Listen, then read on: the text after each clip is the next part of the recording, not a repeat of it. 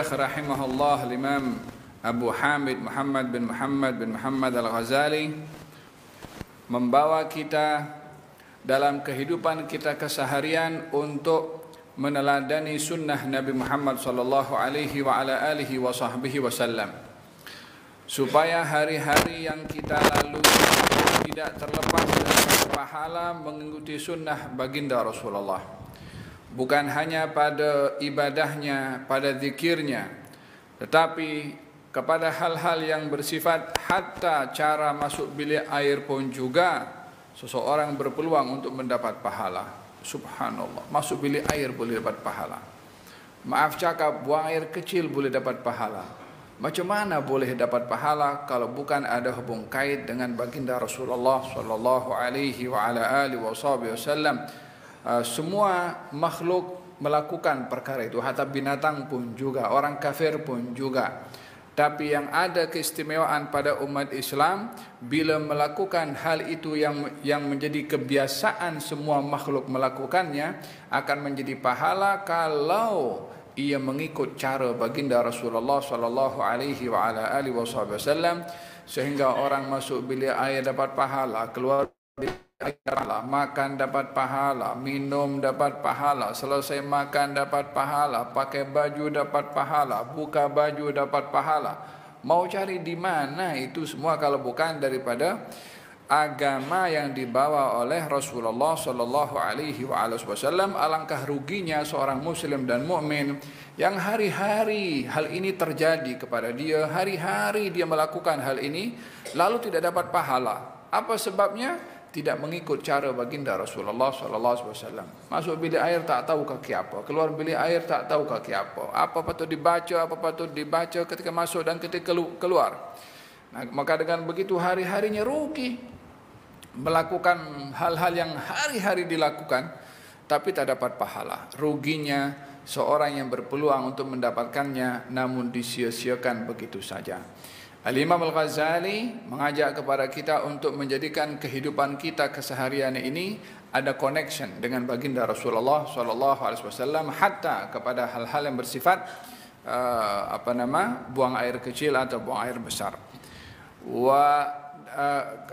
Baginda Rasulullah sallallahu alaihi wa ala alihi wasallam di dalam perhatiannya kepada umatnya dan menginginkan umatnya ini setiap hari, setiap saat berpeluang untuk mendapatkan pahala, sehingga diajarkan oleh Nabi segala sesuatu sehingga umatnya kalau mengikuti berpeluang untuk mendapatkannya.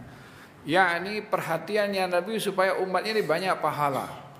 Apa sebab? Disebabkan karena umat ini adalah umat yang paling singkat umurnya berbandingkan umat yang terdahulu. Bila umur umat ini singkat, maka amalnya pun juga terhad. Bila umur panjang, maka berpeluang untuk beramal dengan amalan yang banyak. A'mar ummati ma baina sittin ila sab'in. Umur umat aku antara 60 dan 70 tahun, kata baginda Rasulullah. Wa qalilu man jawaza dzalik, sedikit sekali yang melepasi daripada usia tersebut. Namun keistimewaan yang pada umat ini di umur yang singkat adalah berpeluang untuk mendapatkan banyak pahala hari-hari, hatta kepada hal-hal yang bersifat kebiasaan. Pentingnya menjaga adab adalah pada babul istinja atau bab dukhulul khala ini adalah kita melihat daripada beberapa hadis dan juga ayat Al-Quran yang Allah Subhanahu wa taala berfirman dalam Al-Qur'anul Karim memuji golongan orang-orang yang suka berhati-hati dalam bersuci, dalam beristinja.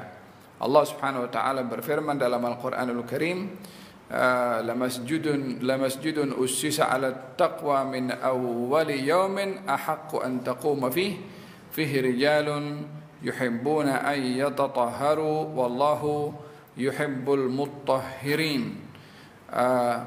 Di masjid yang dibina dengan dasar takwa, yaitu Masjid Quba, kamu salatlah di situ wahai Rasulullah Muhammad, sebab di situ ada orang-orang yang suka bersuci dan Allah sayang kepada orang-orang yang suka bersuci. Baginda Rasulullah ketika menerima ayat ini, Allah memberitahukan kepada beliau kalau di Quba ada orang-orang yang suka bersuci. Dan Allah suka kepada mereka yang suka bersuci. Jadi Rasulullah pergi ke Quba, tanya kepada Quba, hai penduduk Quba, kamu dipuji oleh Allah karena kamu suka bersuci. Bentuk bersuci yang bagaimana kamu lakukan sehingga Allah puji kepada kamu? Di dalam Al-Quran, dan sampai hari ini kita kekal baca ayat itu. Maka kata mereka, masyarakat di Quba mengatakan, ya Rasulullah, kami kalau beristinja, kami berhati-hati menggabungkan antara batu dengan air. Ialah ini kita berbicara tentang dulu, air tidak mudah didapat. Jadi orang beristinja ada alternatif dengan apa saja yang boleh mengeringkan benda yang basah. Maka salah satunya adalah menggunakan batu. Oleh karena mereka berhati-hati dalam beristinja, bersuci, maka dipuji oleh Allah Subhanahu wa taala disebabkan oleh kerana bersuci itu adalah separuh daripada iman. At-tahuru syatrul iman. Bersuci itu separuh daripada iman. Iman itu kalau boleh dibagi dua, separuhnya itu menjaga kesucian.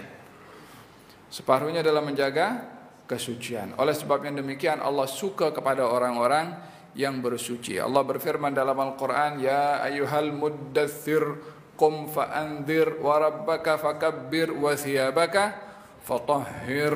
Dan pakaian kamu sucikanlah ia.